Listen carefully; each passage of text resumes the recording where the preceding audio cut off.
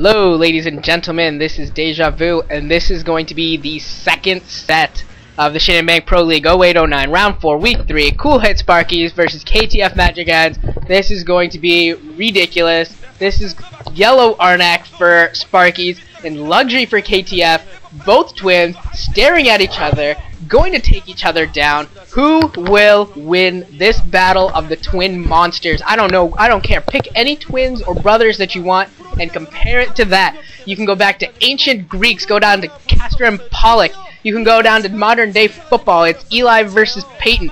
Any of these matchups are epic and amazing, and that is exactly what we want to see here between these two very, very good Zerg players. Technically, since everyone wants to know, we will look at the stats real fast. And if you look at the stats, it's very skewed. Luxury is probably the second best ZVZ player in the world to Jaedong. His ZVZ is 65%, whereas arnc is actually under 50% at 49 or so. But who cares? They're twins. They know. You talk about like conference rivals in football or basketball, division rivals that know each other by heart, and you can just throw the records out your window, because who cares, right?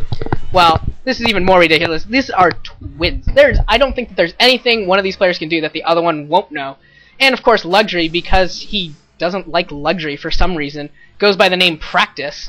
He's going to be the yellow Zerg at the bottom right of Battle Royale, and arnc will be in the top left. I believe he was red, if I saw that right. Yep, he is red, and I absolutely cannot wait to see what happens in this game. I don't know. I am just so excited right now because when Luxury first got traded away to KTF, I was like, I wonder what happens when KTF plays Sparkyz. I really hope to see the twins play each other. And for some reason, I don't think it had happened yet. At least I didn't hear of it happening yet, and I believe this is the first one, and this is gonna be awesome. Yeah. I mean, beginning of the ZVZ, I don't think either of these players is going to try anything against their twin. I think they're both going to play pretty standard.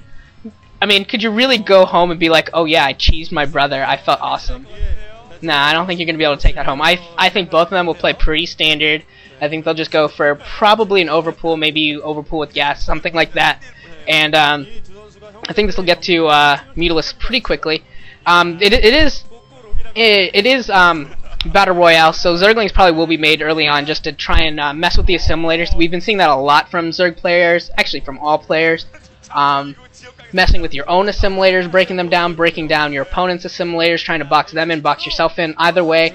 And we've also seen some players use the map artifacts on the outside, breaking down the psi emitters in the middle, and then the temples in the natural expansion of their opponent or in your own, and taking advantage of that. And it looks like both players are sending out drones to their natural ones, and I think both of them, Luxury and arnc, they are both going to take their expansions at pretty much the same time.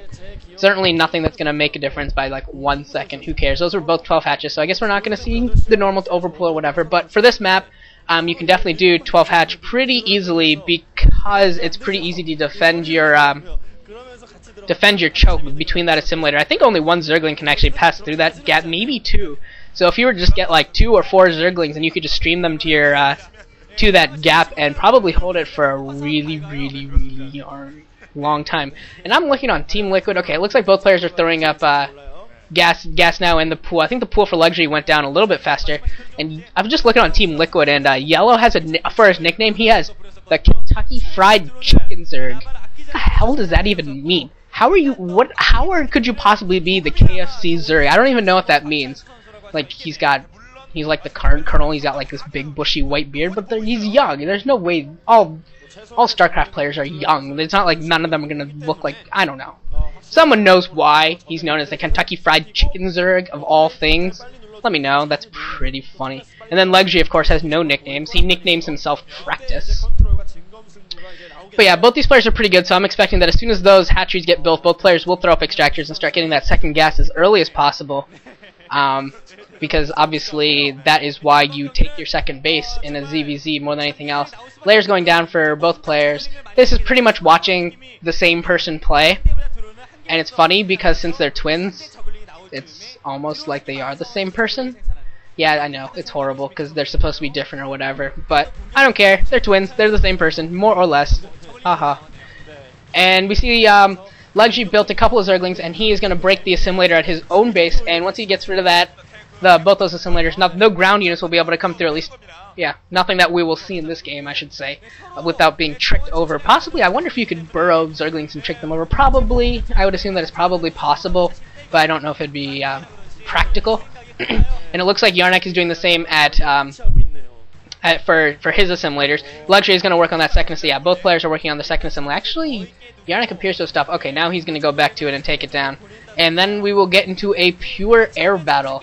Unless one of the players decides to break some of the artifacts, it will come down to pure air. The side midders in the middle of the map on either side of that expansion are actually pretty easy to take down. However, the temples do take a while. So as long as you're watching the temple at your natural, you will have a huge warning of when that temple is going to go down. And Yarnak is actually throwing down a hatchery at his main for his third hatchery, as well as a third hatchery at his natural and a spire at his main. And Luxury, it looks like, is throwing down a spire at his main. I can't tell whether he threw down a third hatchery. And Luxury did break the side mitter, so he's going to go to that temple. But Yarnak sees it. He's going to know that that temple's going down, and he just takes his Zergling and hovers around. And he's like, "Bring it, bro. What are you going to do? What are you going to do? I know everything in your book. There's no way this is going to work on me." I really hope it doesn't work, because I don't want to see this game end like that. And actually, it looks like Yarnak is kind of concerned about this. He's actually throwing up a sunken colony to defend against this. I'm actually surprised that he doesn't just build a few more eggs worth of Zerglings, but I guess he's going to continue to devote more towards drone and, I assume, air production pretty soon, and just use the one drone on that sunken colony and hope that does enough. And that sunken colony is pretty well positioned at his natural, so that way if the Zerglings try and run by to his main, they will do a decent bit of damage. And at the same time, it offers a decent bit of protection for his main natural line. And Yarnak actually bringing 3 drones along with his Zerglings to help defend this sunken colony against all these Zerglings. And here come the Zerglings. They're trying to do a run by, and Yarnak does a pretty good job. Okay, he did an okay job of stopping those Zerglings, but they do get into the main anyways. Actually, it looks like a lot of Zerglings got into the main. It looks like 7 or so. But with some decent micro, he might be able to take them down. It looks like 1 drone goes down, 2 drones don't go down. And yeah, the Zerglings are just circling around. Now it looks like they're going back to the natural. They might be able to pick up a drone that's hanging around. No, that drone doesn't manage to get away. Yarnak's got up. I think both these players have really huge APMs. And the first mutalists are out for Yarnak, and he's just going to chase down these Zerglings. They're going to go down pretty quickly. Yeah, they're all down. I think there's 1 left, but shouldn't pose too much of a problem. Here come the mutas of Luxury, and I assume that those will probably go to the natural and see if they can do some damage. Or they actually, it looks like they're just hovering around in the middle of the map, not really going anywhere. I wonder what he's waiting for. He had those Zerglings in Yarnak's base. He might have been able to do pretty good. Actually, Yarnak is actually killing off his own Zerglings for the Psy, so that way he can keep building more Mutalisks without building more Overlords, which is a pretty good play. Although it's kind of dangerous because... No, it's not really dangerous because obviously Luxury can't get into the middle of the map and to his temple without either Overlord transport, which would be ridiculous, or